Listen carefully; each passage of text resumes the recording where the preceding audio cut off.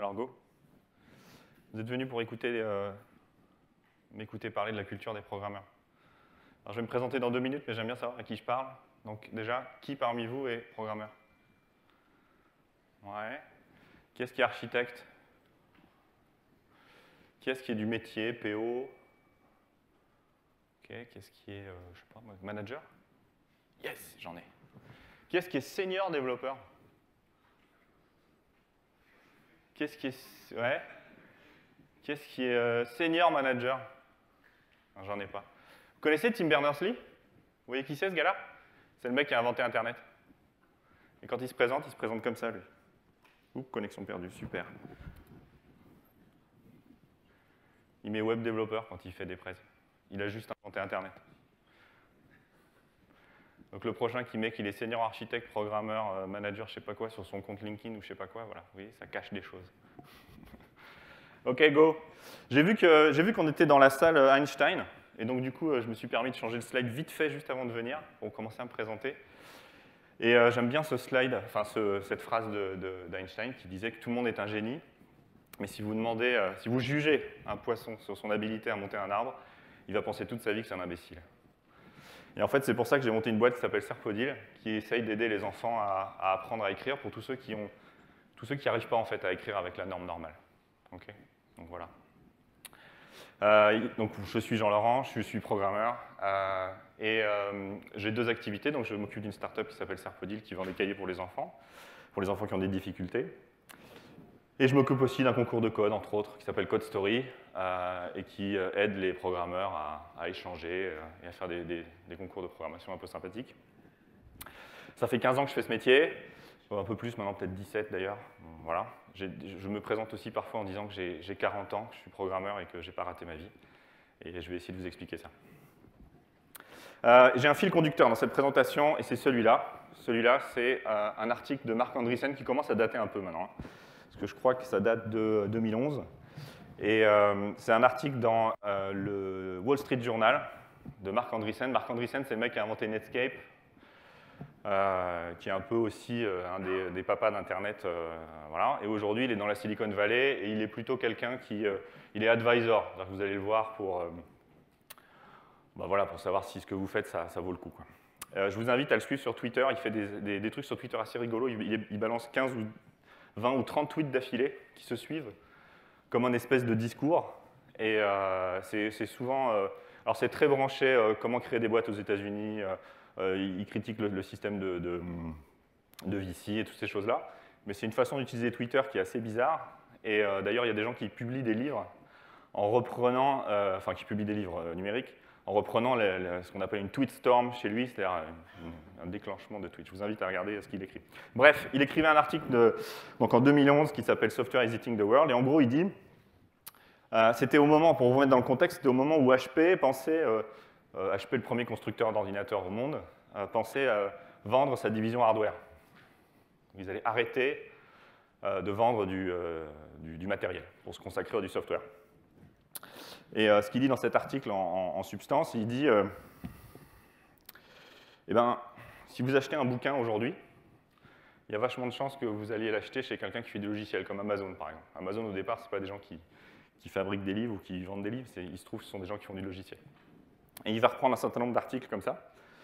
Il va vous dire, vous voulez, par exemple, si vous allez voir, moi j'emmène mes enfants régulièrement voir le dernier Pixar, le dessin animé. Pixar fait un carton, Cars, Nemo et compagnie. C'est des gens qui font du logiciel. Au départ, ils ont fait des films pour vendre leur logiciel de rendu 3D pour pouvoir, voilà, comme vecteur de vente en fait. Si vous voulez, qu'est-ce qu'il prend d'autre comme exemple? Vous voulez faire du marketing aujourd'hui, on en a parlé tout à l'heure. Vous voulez faire du marketing aujourd'hui, vous pouvez prendre une agence de marketing, ça marche.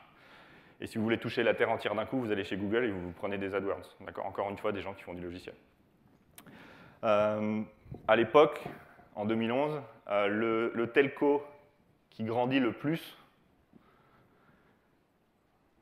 c'était Skype. Donc encore une fois, quelqu'un qui fait du logiciel. Il prend tous ces exemples et il dit, bah, écoutez, regardez, tout est en train de devenir logiciel. Je vous passe sur les recrutements qui se passent par LinkedIn, un certain nombre d'autres éléments. On a eu, vous avez suivi Tesla il n'y a pas très longtemps? Tesla, c'est des gens qui font des voitures embarquées. Ils ont annoncé une voiture il y a 2 jours qui se pilote entièrement toute seule. Et ça ne se pilote pas tout seul parce qu'il y a quelqu'un qui vient à votre place conduire. Hein, il y a un logiciel dedans qui est suffisamment intelligent pour pouvoir faire quelque chose. Donc voilà. C'est le fil conducteur de ma présentation et je vous demande de le tenir en tête et on va voir, essayer de l'illustrer un petit peu tout le temps. Ça fait 17 ans que je fais de la programmation. J'ai été CTO, chef de projet, programmeur, Scrum Master, j'ai fait plein de trucs différents. Et donc il y a des gens qui viennent me voir en me disant, notamment des startups qui viennent me voir en me disant « j'ai une méga idée, ça va déchirer tout. Demain, attention, Steve Jobs et Zuckerberg, tenez-vous, j'arrive. Aide-moi. » Et par contre, mes techos, c'est des gros nazes. Il faut que je donne ça vraiment à des gens bien. Mon expérience avec les techos, ça n'avait pas été terrible. Comment je fais pour trouver des bons techos? D'accord? Donc voilà. Où je trouve des programmeurs d'exception, dont mon super produit a besoin. Et donc, je réfléchis avec les gens et je leur dis la première chose à faire, et en général, c'est pour ça qu'ils viennent me voir, ils me disent il faut trouver des bons. D'accord? Parce que, comme j'ai une certaine expérience, ils viennent me voir en disant peut-être que toi, tu n'es pas libre, mais peut-être qu'il y en a d'autres qui seraient libres, que tu connais, et que dans ton réseau, j'ai confiance en toi, dis-moi ceux qui sont sympas et que je peux prendre. Et souvent, quand on pense au bon, en tout cas quand on vient me voir moi, on va parler de software craftsmanship, donc je ne vais pas vous en parler trop longtemps. Mais en gros, le software craftsmanship, c'est un mouvement dans lequel les programmeurs s'entraînent et cherchent à devenir meilleurs. Je vais passer rapidement sur les points, mais en substance, ce sont des gens qui considèrent qu'on doit avoir autant de techniques que de processus quand on fait un logiciel, et que le processus, donc Scrum, Kanban, que sais-je, est aussi important que la technique, pas plus, pas moins. On oublie beaucoup aujourd'hui dans la plupart des conférences d'Agile le fait qu'on va beaucoup vous parler de processus, du métier, de la valeur, des produits, etc. Et on oublie qu'à un moment donné, quand même, il va falloir le coder le truc. Donc les gens qui sont dans ce mouvement-là disent faites gaffe, les deux sont importants. D'autres points sur le software craftsmanship sont des gens qui s'entraînent et qui partagent beaucoup. Il y a des fois des gens qui me disent mais c'est un mouvement super élitiste, on ne peut pas y rentrer. En fait, pas du tout. Moi, j'ai consacré je ne sais pas combien de samedis à organiser un truc qui s'appelle des Code Retreat. Code Retreat, c'est le samedi matin, on commence à 8h, c'est forcément le samedi, c'est forcément 8h. Et on fait 7 fois ou 6 fois le même exercice dans la journée. Alors vous allez me dire, c'est quoi ce camp de concentration? C'est horrible. En fait, non, on apprend beaucoup de choses en faisant ça, et la répétition fait qu'on apprend énormément d'éléments. Donc voilà, donc les software craftsman, il y en a un certain nombre de software craftsman. Et puis même en dehors du craftsmanship, il y a plein de gens qui sont très bons sans suivre ce mouvement, qui s'entraînent, qui partagent, et on peut très bien aller les récupérer. Moi, mon réseau, il est tout petit, je connais peut-être 100, 150, 200 programmeurs, j'en sais rien, je n'ai pas compté, mais la possibilité qu'ils soient tous disponibles à ce moment-là, elle est assez faible. Donc il y a une autre façon de faire, c'est de les recruter. Faut aller les recruter, même si vous ne pouvez passer pas par moi, il va falloir les trouver, les achalander, entre guillemets, et quand ils vont venir vous voir, il va falloir les recruter. Et je vous promets que c'est quasiment la seule ligne de code que je vais vous montrer du truc, mais voilà. Moi, c'est ce que je présente des fois quand je fais des recrutements. Je recrute un programmeur. Donc vous savez ce que j'ai l'audace de lui faire faire? Je lui demande d'écrire un programme. Je lui demande d'écrire ça. Vous voyez ce que c'est, ça, à peu près? Wow. Moi, je ne vous recrute pas, les gars. C'est un tri. Ça trie des nombres. Première année de DUT ou d'ingénieur. Vous me croyez pas, je donne ça à la plupart des gens ou des exercices similaires. Il y en a qui ne savent pas le faire. Vous imaginez le nombre de programmeurs qui sont recrutés aujourd'hui et à qui on ne demande pas ce genre de choses et qui font alors, tu connais un peu Hibernate? Ouais, je connais vachement bien Hibernate. Et tu sais aussi faire monter un serveur? Oui, je sais très bien monter un serveur. Donc si vous recrutez des programmeurs, recrutez-les avec ça. Et en fait, les programmeurs, ils ont une certaine forme de culture. Et c'est ce qu'on va essayer d'aborder dans le projet, mais dans cette présentation. Mais dans cette culture, notamment, parfois, elle nous saute aux yeux. Vous connaissez GitHub? GitHub, c'est un endroit où on partage du code. Et il y a eu ça il n'y a pas très longtemps. Il y a un gars qui dit « Hey, les gars, salut! J'ai vu que vous étiez super bons en iOS. » iOS, c'est la plateforme pour faire des applications Apple, sur iPhone. Et le mec lui dit « Hey, vous faites? Il y en a qui connaissent LAMP et qui font du iOS. » LAMP, c'est des serveurs Linux. Donc en gros, c'est comme si je vous disais « Salut mon boucher, est-ce que tu aurais un bar, s'il te plaît ?» Ça correspond à peu près à ça. Et les gars se fichent de sa tête en disant « By LAMP background », donc en parlant de LAMP, est-ce que tu parles d'applications qui allument la lumière de mon iPhone? Comme il y en a eu des tonnes. Voilà. Tous ceux qui ont compris ça, ils ont fait un pas vers les programmeurs, ils ont commencé à les comprendre. Ceux à qui j'ai dû tout expliquer, il faut suivre le reste. Ce qui est intéressant aussi quand on les recrute, c'est qu'il y a quand même le marché est tendu. Aux États-Unis, il y a un bouquin qui s'appelle The New Kingmakers. Décidément. Il y a un bouquin qui s'appelle The New Kingmakers, qui cite un article, enfin, qui a à l'intérieur, j'ai sorti une phrase, il dit « Imaginez un marché du travail qui soit si difficile qu'on soit obligé d'acheter des boîtes pour recruter du personnel. » Et c'est la réalité que l'industrie de la technologie aux États-Unis trouve. C'est pour ça que, par exemple, aujourd'hui, moi, dans mon entourage relativement proche, j'ai pas mal de gens, depuis 2-3 ans, qui commencent à partir aux États-Unis ou qui travaillent pour des boîtes aux États-Unis en restant en France. Ils ont tellement de la difficulté à trouver des programmeurs et des développeurs qu'en fait, ils vont chercher les gens là-bas. En France, vous avez vu, il y a un petit rapport qui est sorti de Cap Digital cette semaine. Personne n'a vu ça? Ils ont cité quelque chose, c'est assez marrant, j'ai pris un slide à l'intérieur, ils disent « Voilà la grande majorité encore faiblement numérique ».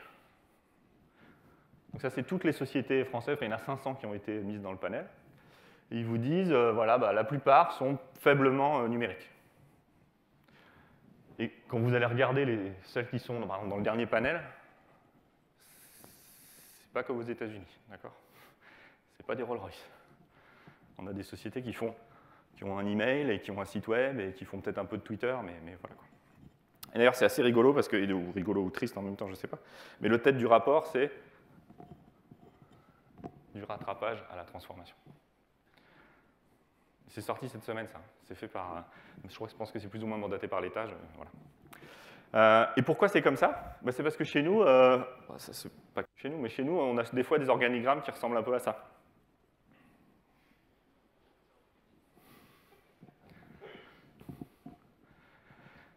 C'est les mêmes personnes qui, quand vous discutez avec eux, vous savez tous le grand danger du programmeur. Le grand danger du programmeur, c'est l'estimation. Vous allez le voir, vous lui dites « Est-ce que tu as fini pendant 2 jours ?» Alors, il dit oui, il dit non, ça dépend, enfin voilà. Et en fait, ces gens-là, c'est les mêmes qui font ça. Vous connaissez ce principe-là? Vous demandez à quelqu'un « Dans combien de temps tu penses que tu auras fini ?» Ok, donc tu t'es engagé à finir à telle date. Très bien. Voilà. Merci, salut. C'est la même chose que ce que vous faites quand vous demandez un forfait, par exemple, à des gens, en disant vous vous engagez pour dans 3 ans de finir le projet? Oui, oui. Vous l'estimez comme ça? Ok. Donc à partir du moment où on transforme cette estimation, cette demande en disant en gros, combien de temps ça prend? Maintenant, tu t'es engagé. Bref, recruter, c'est pas très facile, surtout que si vous n'avez pas le background pour le faire, on peut se retrouver avec ça. L'autre solution, c'est externaliser. D'accord? Vous ne savez pas faire, donc qu'est-ce qu'on fait? On demande à d'autres de venir le faire. On segmente le travail et on demande à d'autres de faire ce boulot-là. Donc ça, il y en a plein qui ont essayé. Moi, je pars du principe qu'à partir du moment où vous voulez faire vraiment du logiciel, il faut une certaine forme de proximité, on l'a vu, hein. Il faut qu'on ait une très forte proximité entre les éléments, notamment entre les programmeurs et les autres, product owner et consorts. Et à partir du moment où les gars sont dans un autre fuseau horaire à plus de 8 heures ou 800 km de distance, voire plus, 4000, ça devient difficile. Donc il y en a qui ont essayé, ceux qui veulent continuer d'essayer, qui continuent. Ils ne discutent pas avec moi. On a un autre point, c'est on les fait grandir. D'accord? À partir du moment où vous ne pouvez pas externaliser, puisqu'en fait, lorsque vous allez externaliser, un des points que j'ai oublié de dire, c'est que la connaissance qu'ont ces gens-là, c'est votre connaissance métier.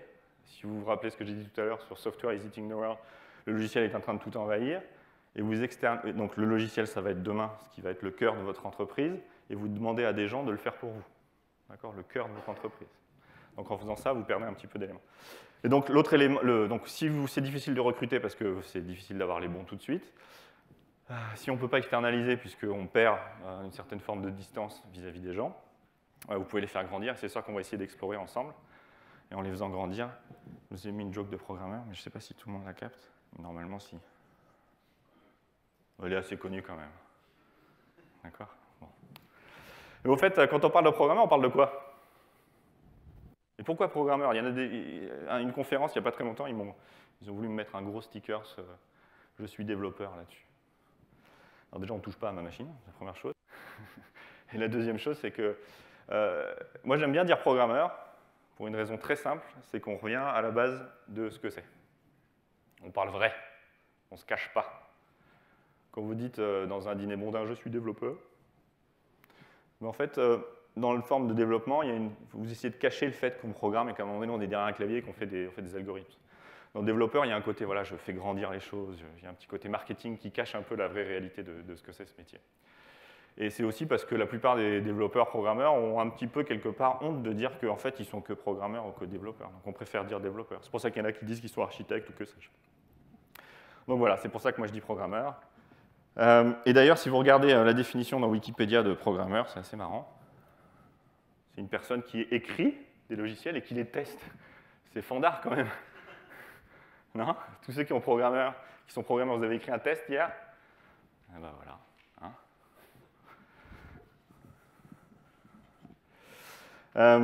Mais en fait, le programmeur pour les programmeurs, c'est pas très intéressant. Ce qui est intéressant et ce que j'ai envie d'explorer, c'est comment on voit les gens, enfin comment on voit les gens de l'extérieur, ceux qui ne sont pas dans le métier, ceux qui ne sont pas programmeurs, comment ils perçoivent ces gens-là. Alors on peut prendre des images d'Hollywood, par exemple celle-ci. Il se passe un truc là. Il y a un truc magique qui se passe. Voilà. Et pourquoi on illustre ça comme ça? Bon, il y en a plein d'autres qui sont beaucoup moins, comment dire, qui mettent beaucoup moins les choses en valeur, mais celle-là, j'avais envie de l'illustrer. Déjà, première remarque qui montre bien que l'artiste s'est bien marré, c'est que absolument personne, aucun programmeur au monde ne raisonne en binaire avec sa machine. D'accord? Vous voyez des 0 et des 1 passer. Ça, c'est pas comme ça que ça marche. Ça se passe avec un langage ou par la pensée, et ensuite, c'est dans la machine que ça se transforme en 0 et en 1. Ça, c'était déjà pour le cours de base. Mais ce qui est intéressant et ce pourquoi l'artiste a fait ça, c'est qu'il existe un espèce de truc que le programmeur il a, une espèce de langage secret, de compréhension, de machin, qu'on n'arrive pas d'ailleurs très bien à illustrer. Même moi, quand je vous l'explique, là, c'est pas très clair. Qui est une relation entre l'homme et la machine que lui connaît et que les autres ne connaissent pas. Et en fait, c'est ça, un petit peu. C'est comme ça que les gens perçoivent le programmeur. C'est le mec qui sait faire des trucs avec l'ordi que moi, je ne sais pas faire.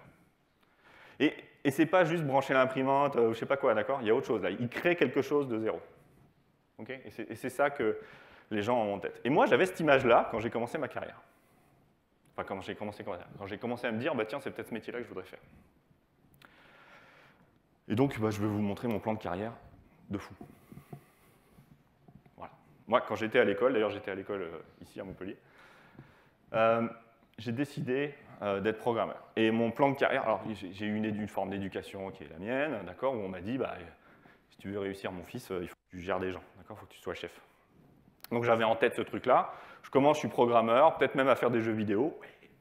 Et puis un jour, je deviens chef, parce que quand même, il ne faut pas déconner, pas rester programmeur toute ma vie. Et puis ensuite, je deviens chef plus. Donc plus j'ai des mecs sous mon... Enfin, plus je prends d'importance, finalement, quelque part. Plus j'existe, et socialement... En tout cas, la société me reconnaît. Il est patron d'une usine de 10 000 personnes, il est patron de lui-même. Voilà. Ensuite, je deviens chef du monde. Donc, quand je dis chef du monde, c'est en fait, on le sait tous, enfin, je ne sais pas si vous le savez, mais en tout cas, moi, j'ai découvert ça il n'y a pas très longtemps. La meilleure entreprise du monde, c'est celle que vous allez créer pour vous-même. Okay? Donc, mon idée, ce serait de se dire, eh ben voilà, je crée ma boîte. Et cette boîte, forcément, je suis assez optimiste de nature, elle va cartonner. Et donc, du coup, à 35 ans, je fais ma retraite. Okay. J'en ai 40, je vous ai un peu vendu la mèche, je travaille encore un petit peu. Et en fait, j'avais tout ça en tête parce que mon beau-frère, c'est une vraie histoire, je vous raconte pas des cracks, mon beau-frère est parti chez Microsoft au moment de Windows 3.1, là. Et lui, s'est vraiment arrêté de travailler à 35 ans avec... un jour, il s'est réveillé, il a vu qu'il avait des stock options qui lui permettaient de vivre toute sa vie. Et donc, j'avais quand même quelque part cet exemple à côté de moi, d'une personne qui avait fait ça, et je le trouvais pas plus malin ni plus bête que moi, donc il n'y avait pas de raison que moi j'y arrive pas non plus. Donc en vrai, ça ne s'est pas complètement passé comme ça. Parce qu'en fait, j'ai commencé par faire programmeur, très bien, je me suis bien marré, j'ai fait plein de logiciels, c'était cool. J'ai demandé à devenir chef de projet. Comme j'étais pas mauvais programmeur, on m'a dit, bah, bien sûr, va faire du management. Relation directe entre savoir faire des algorithmes et gérer les capacités des gens.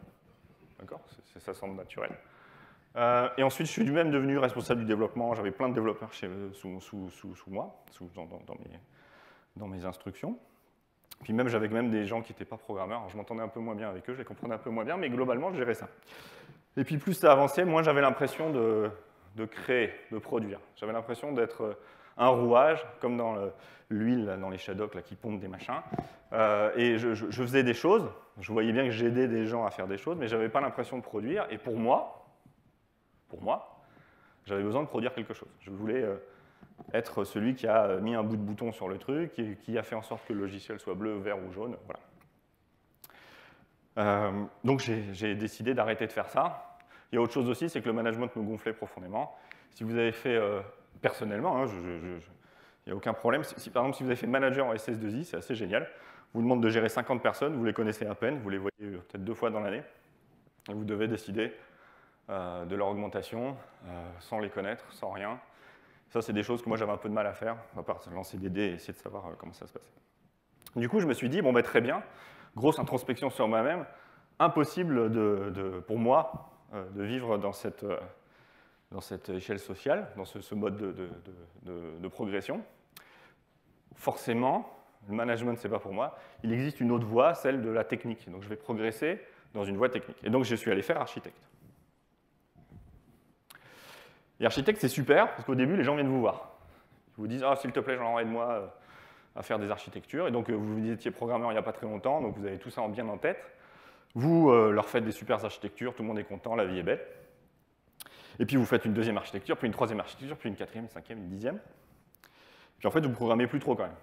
D'accord ? Vous avez un schéma de pensée que vous avez appris à un moment donné. Et puis, vous l'avez appliqué une fois, 2 fois, 3 fois, 4 fois, 10 fois, 100 fois. Et puis au bout d'un certain nombre de fois, vous êtes un peu moins pertinent. Vous êtes un peu moins pertinent parce que vous ne faites plus, vous ne créez plus, vous donnez juste des conseils aux gens. Donc certes, vous avez une certaine forme d'expérience, mais... Et donc assez rapidement, je me suis retrouvé avec des gens qui me disaient « Non, mais attends, c'est super ton archi, mais c'est pas ça. Nous, on a vu ce truc-là qui a l'air vachement mieux. Qu'est-ce que tu en penses ?» Donc on a certes un peu de recul et être capable de comprendre ces trucs-là, mais voilà. Je passais beaucoup plus de temps aussi à faire du PowerPoint et des réunions qu'à réellement, encore une fois, produire quelque chose, même si j'avais l'impression quand même de faire un peu plus partie du système que dans l'autre cas. Et donc, j'ai arrêté de faire ça, et je suis redevenu programmeur. Je ne sais pas si je l'ai, le slide, sinon c'est celui d'après. Et je suis revenu programmeur, tout simplement. Et j'ai fait une croix sur le fait que la société ne me voyait pas forcément comme quelqu'un qui avait, de façon absolument géniale, réussi. Je m'en fiche comme de l'an 40. Les gens ont compris que j'étais un geek autour de moi, et ça m'est bien égal. Je sais qu'en tant que programmeur, je crée des choses, les gens viennent me chercher. Je gagne infiniment plus d'argent que quand j'étais manager ou chef de projet. La vie est belle. Donc voilà, je suis revenu. Machin. Voilà. Après, j'ai vite fait regarder les salaires moyens, en gros. Alors, je sais qu'il me manque la référence, il faut absolument que je le fasse. Des programmeurs. Parce qu'en fait, si vous essayez de se dire qu'en fait, programmeur, c'est pas si top que ça. Vous regardez un peu la moyenne des salaires et en fait, vous vous rendez compte qu'un programmeur en France, ça gagne à peu près pareil que la moyenne des cadres. Donc, par exemple, si vous voulez incentiver vos programmeurs à être meilleurs, en fait, ils ont déjà un boulot qui est plutôt sympa et qui est plutôt bien payé dans la moyenne de ce qui est fait. Donc, c'est pas forcément une façon de les intéresser plus. Okay. Ce qui est marrant aussi dans les projets, je ne sais pas si vous avez remarqué, mais les programmeurs en général sont jeunes. C'est pour ça que quand je dis que j'ai 40 ans et que je suis programmeur, tout le monde se marre. Parce qu'en fait, il n'y en a pas. Il n'y en a pas parce que, par exemple, il y a des gens qui écrivent ça. Je vous passe sur les fautes d'orthographe au passage. Okay. Ça, c'est une junior entreprise dans une école d'ingénieurs, que je ne citerai pas. Voilà. Donc là, on voit bien tout ce qui illustre la plupart des gens d'un point de vue société. Arrête de jouer, quoi. Programmer, c'est pour les gamins. D'accord ? Arrête de t'y préparer. Viens faire chef de projet. Chef de projet qui, quand vous êtes programmeur, PM, c'est Project Manager. Quand je serai plus grand, j'aimerais beaucoup être appelé ressources par mon Project Manager, par mon chef de projet. Vous savez qu'un chef de projet, ça gère des ressources, et qu'il y a des gens, et donc on les enlève, on les remet, etc. Il y a autre chose aussi, c'est que globalement, donc on a des gens jeunes, ils sont plutôt bien payés, et la conclusion de tout ça, c'est pourquoi on fait des conférences sur l'agilité, pourquoi on essaie de changer les méthodes et tout ça, c'est que globalement, ça va mal, messieurs, dames. Les projets ne se passent pas très bien. Par exemple, j'ai vu ça il n'y a pas très longtemps. Depuis 40 ans, on a écrit des milliards de lignes de code qui ont permis de nous garder employés, des milliards de jours hommes, et dans les prochaines années, on a du boulot pour toute notre vie. D'accord? Parce qu'en tant que programmeur, on a tellement fait de bêtises, on a tellement écrit de n'importe quoi, de code dégoûtant, qu'en fait, ben, on s'est gardé un boulot pour toute notre vie et pour les générations futures, juste à le nettoyer. D'accord? Donc ça, c'est une vision très pessimiste qui dit que, en général, quand on regarde du code, ça ne va pas. Quand on regarde des projets aussi, en général, ils vont plutôt mal. Il y a des projets qui réussissent, bien sûr, mais ils vont plutôt mal. Donc je vous résume le truc. On a des gens qui sont jeunes, qui ne veulent pas faire carrière dans ce métier, qui sont plutôt bien payés. Donc tu peux venir tous les matins, toucher ton salaire de cadre moyen et faire des bugs. C'est chouette quand même. Et globalement, ça ne va pas très très bien. Donc voilà, l'image qu'ont un certain nombre de personnes, des programmeurs. Voilà. Donc le titre, c'était la culture des programmeurs. Donc je vais essayer de voir chacune des définitions. On a vu programmeur, j'essaie de voir ce que c'est que la culture.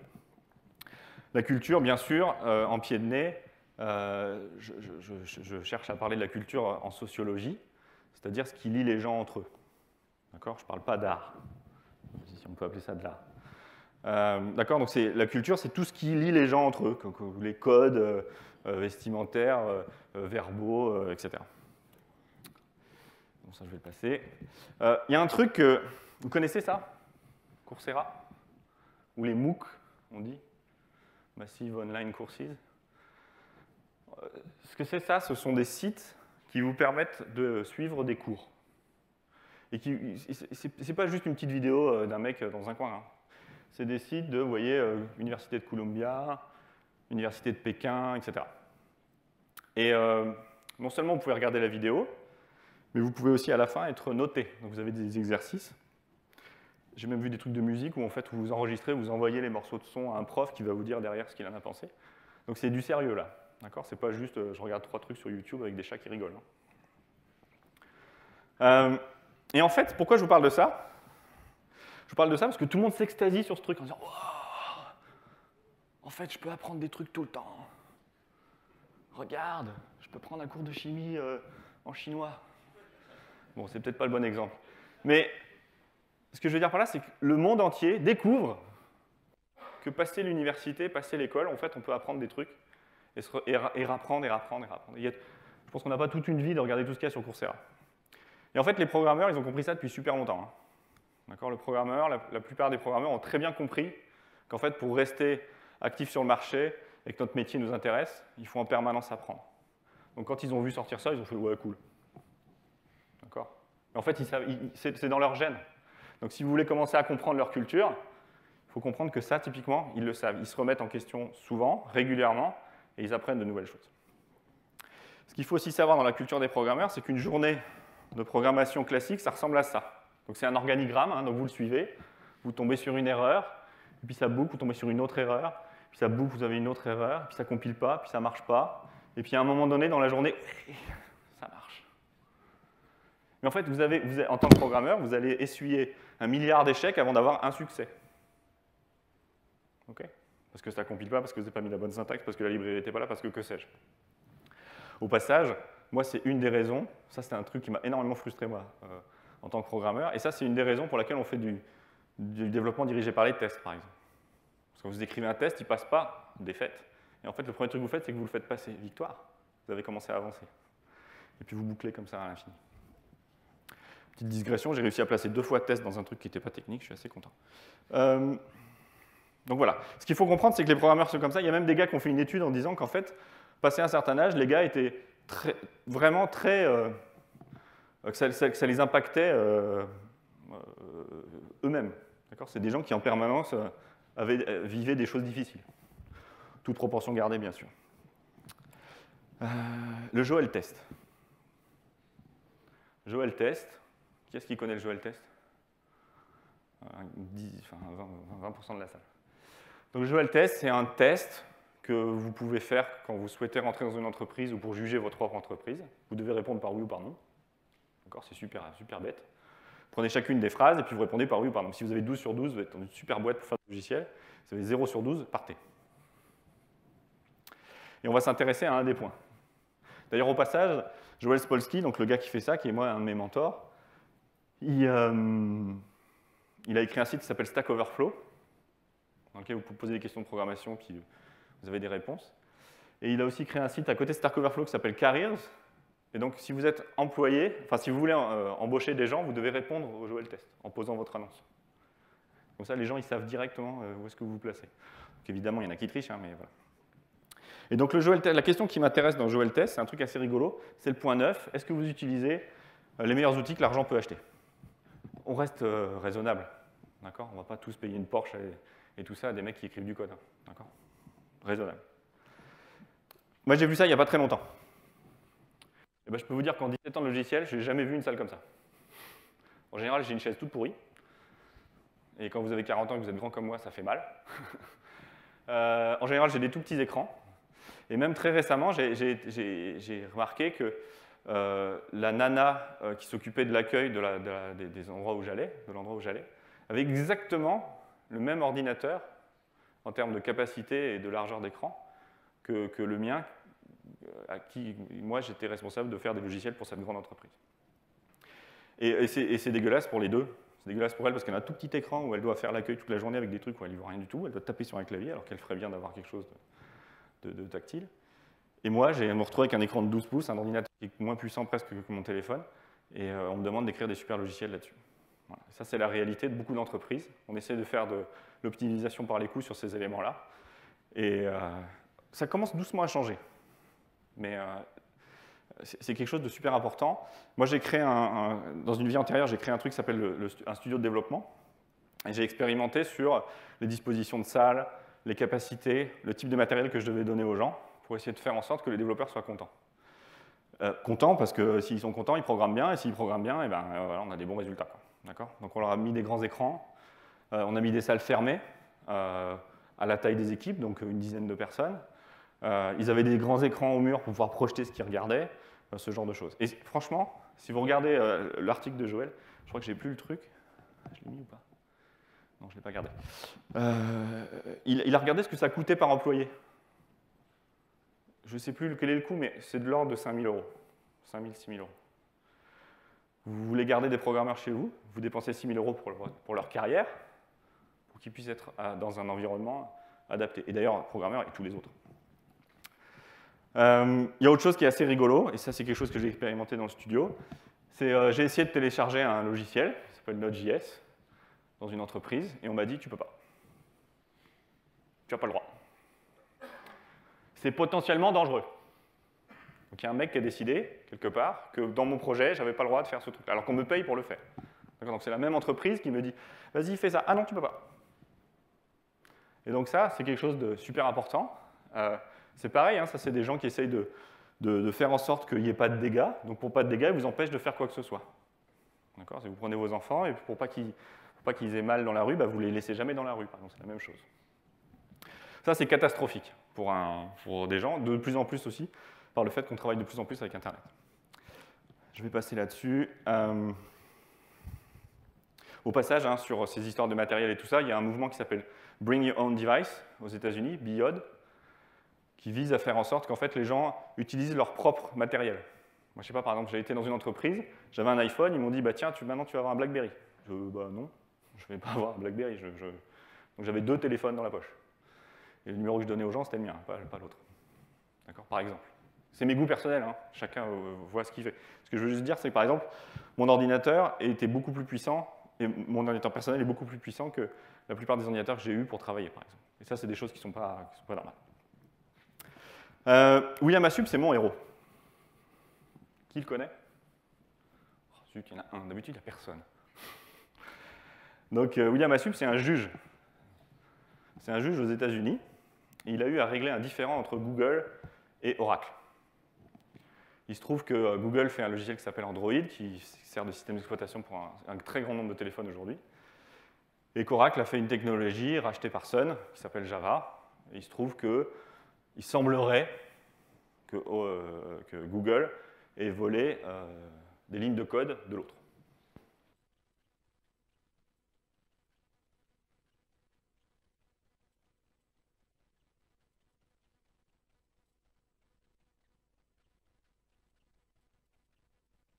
Un, deux, ouais.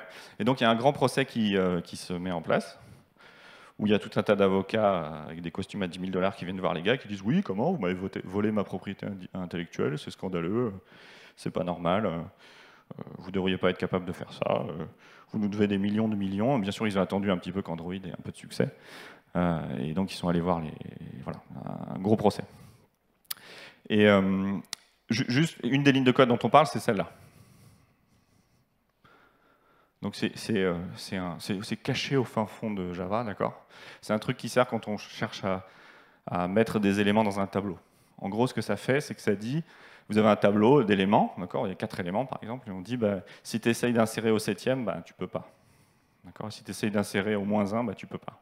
D'accord? C'est juste ça que ça fait. Ça s'appelle range check, ça permet juste de vérifier que la portée de la variable, l'index que vous voulez insérer, est valide ou pas. Okay? C'est une des lignes, d'accord? Et pourquoi c'est mon héros, William Assup? C'est qu'en fait, c'est un juge américain. Il est en charge de Oracle contre Google, donc c'est pas le petit juge de quartier qui s'occupe des chats écrasés, d'accord? C'est le mouse costaud. Et lui, il regarde ce truc-là, il fait « Non, mais vous parlez vraiment de ça? Parce que ça, moi, je l'ai fait avec mes enfants ce week-end. » Et en fait, William Assup, c'est pas un programmeur. Vous me le filez dans mon équipe de projet, je fais une crise cardiaque, d'accord? J'en veux pas. Mais simplement, ce qu'il a fait, il a dit bah, « J'ai un sujet, je m'y intéresse, je regarde, et en fait, ce truc-là, ça vaut rien. N'importe qui est capable de l'écrire en 5 minutes, des gamins peuvent l'écrire. » Et ils l'écrivent d'ailleurs. Et donc les avocats, eux, étaient tout perdus, parce que ben, tout d'un coup, il y avait quelqu'un qui avait regardé en détail de ce quoi on parlait vraiment. C'était plus du logiciel virtuel, qu'on ne comprend pas trop ce que ça fait, quoi que ce soit.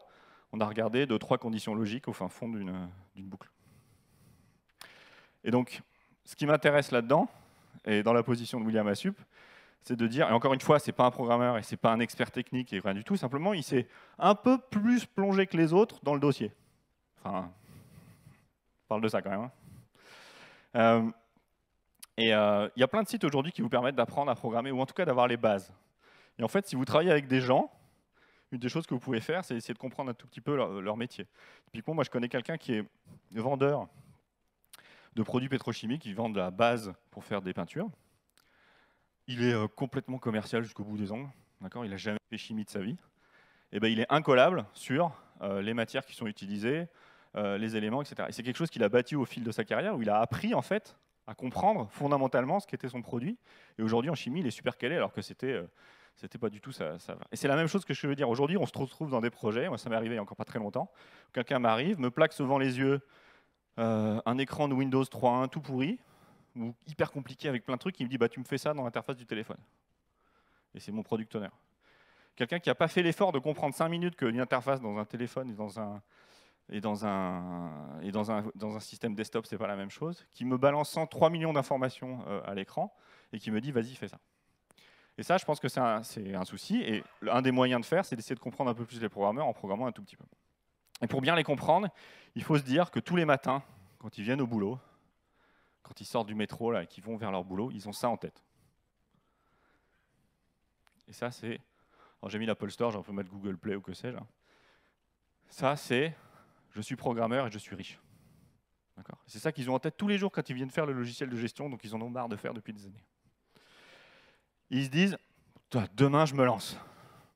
Demain je me lance et je vais monter une start-up d'applications mobiles. Et donc je vais regarder ce qui est dans mon environnement actuel et ce dont j'ai vraiment besoin dans ma start-up si je démarre demain. Là, il est en train de marcher, il sort du métro, il pleut, là, il va vers le truc. Je vais vous mettre dans le contexte. Il dit, bon déjà, est-ce que j'ai besoin d'un big boss? Un big boss, c'est moi le big boss. Donc déjà, pas de big boss. Est-ce que fondamentalement, quand je fais une application mobile qui va être vendue sur un store, j'ai besoin d'un commercial? Vous allez le faire pour moi, ça, d'accord? Voilà, j'ai pas besoin. Est-ce que j'ai besoin d'un chef de projet? C'est intéressant, un chef de projet. D'accord, vous avez vu tous la présentation de Jean-Laurent, vous avez compris qu'il y avait des choses qui étaient difficiles avec les gestions de projet et que finalement, je peux peut-être me débrouiller tout seul, surtout que je n'ai pas forcément beaucoup d'argent, donc non. Est-ce que j'ai besoin de marketing? D'accord, il y a un store, je mets 3 images, je mets une vidéo que je fais moi-même, je l'envoie. J'ai peut-être pas besoin d'un spécialiste du marketing, on m'a déjà pré-mâché beaucoup de choses. Je ne sais pas si vous avez déjà essayé de regarder le minimum qu'il faut pour faire publier une application sur un site mobile, comme l'Apple Store, etc. Mais on vous demande un certain nombre d'informations. On vous demande un pitch, on vous demande des images, on vous demande des vidéos. Donc si vous voulez le vendre, il faut au moins faire ces trucs-là. Donc là, il pleut beaucoup, il dit non. Est-ce qu'il faut un analyste? Ça, c'est rigolo. Je n'ai pas fait la vanne sur les analystes, je vais la faire maintenant. Il y a une époque où quand on recrutait des gens, on cherchait des analystes et des programmeurs.